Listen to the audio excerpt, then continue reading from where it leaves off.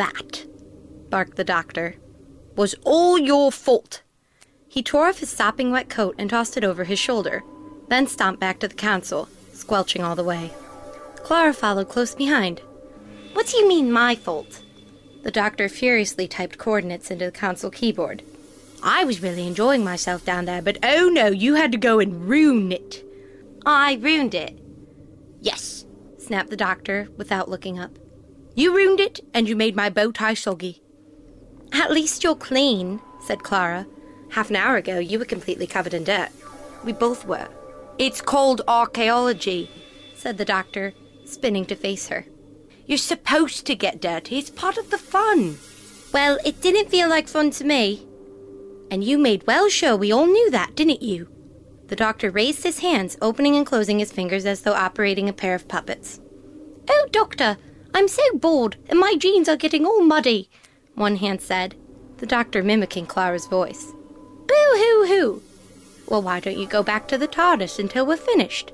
The other doctor hand said. No, replied the Clara hand, because you'll lose all track of time like you always do and keep having lots of fun without me. Clara glared at the doctor's hands. Is one of those supposed to be me? The doctor raised his left hand. That one. So the other one's you? Yes. The chin's too small, said Clara, skipping down the steps to the back of the room and starting to strip out of her wet clothes. The doctor glanced from one hand to the other, then dropped them down to his sides. You still didn't have to spoil everything, he muttered, quickly turning his back when he realized that Clara was changing. Can't you do that in the TARDIS wardrobe? No, I can't, said Clara. It was your idea to keep a spare set of clothes in the council room for emergencies, remember?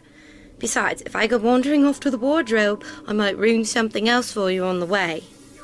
There's no need to be sarcastic, said the doctor, pulling a sulky face. He threw back the flight lever and, with a far less labored wheeze than before, the central column began to rise and fall.